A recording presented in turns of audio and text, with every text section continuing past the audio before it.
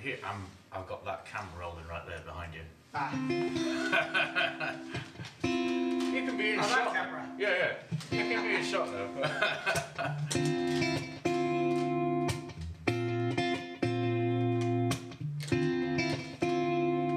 Useful.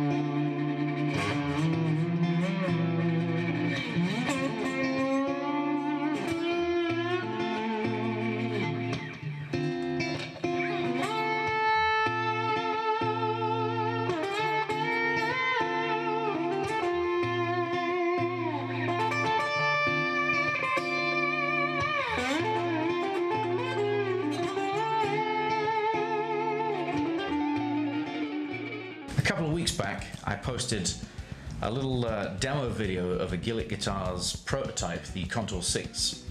Gillick guitars have manufactured acoustic basses for the last 4 years, and they've branched out into a very unusual kind of hybrid guitar. I'm not sure whether to call it an acoustic that does electric sounds or an electric that does acoustic sounds. I guess the construction is more along the lines of an acoustic, but with some really interesting twists on it. You've got a string through body, and they're now starting to use some pretty exotic materials. One of the ones that they've sold is made out of a material called Rocklite, which is kind of similar to the pressed necks that Martin made. You know, on their cheaper end acoustics, like the Mini Martin, it's got this kind of a pressed laminate. Bizarrely, it's not actually cheaper. Rocklite, I don't think is identical to that material that they were using. It's actually more expensive than wood right now, but it's something that I think you're probably going to see from bigger manufacturers in the future. At some point we're going to run out of wood, or we're going to have a limited supply of it, and this may be a good alternative. Yeah, it's cool. For the benefit of the viewers at home, I am playing through a Marshall AVT. Just saying.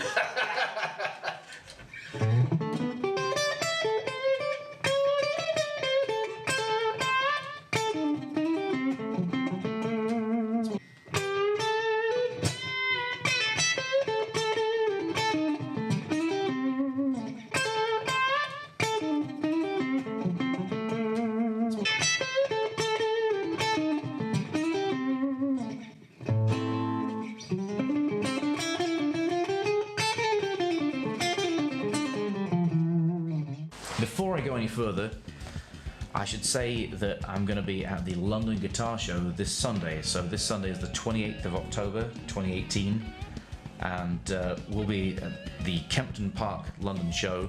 I know Kempton Park's not technically London, but that's where they're holding it, and it's going to be from 10 o'clock until 4 in the afternoon. So if you fancy like trying either of these guitars, there's a demo room which I'm going to be there noodling away, and yeah, come and say hi.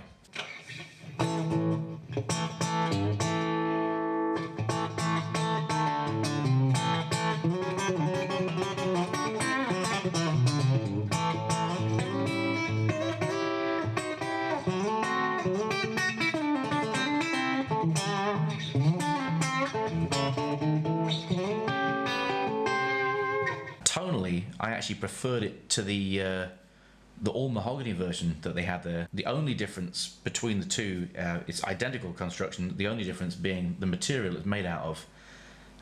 It perhaps has a slightly bit more compressed sound, smoother in the highs, and maybe a touch more lows. So overall, a tiny bit more of a scoop sound.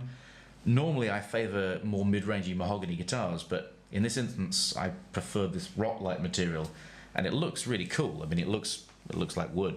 I'm not quite sure what kind of wood it looks like, but it looks like wood to me. Even the end grain certainly looks like wood.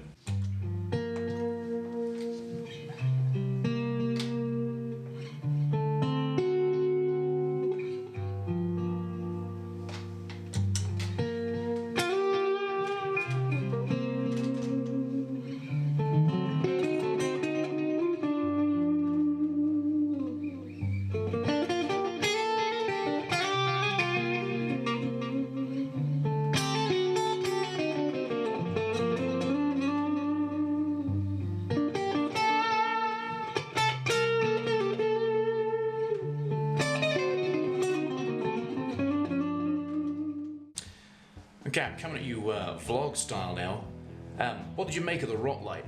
I know it's tough to tell on a camera recording like this, and really you've got to play it yourself to know what tonal properties it's got. But do you reckon in the future we're going to be using alternatives to traditional timbers?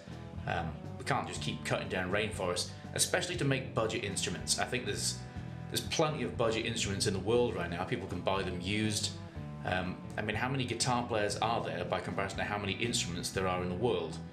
I think maybe using proper timber is probably the reserve of high-end custom guitar manufacturers. And even in this case, these aren't budget instruments by any stretch of the imagination. These are one-off custom things, really. And they're using this material. And I gotta tell you, I prefer the sound of it. It was a good sound. So yeah, post your thoughts about what you think we're going to be using sometime in the future, and any guitars that you've played that are made out of alternative materials. I'd be interested to know what people think, and whether you would consider playing something that isn't made out of something you recognise as being, a standard timber.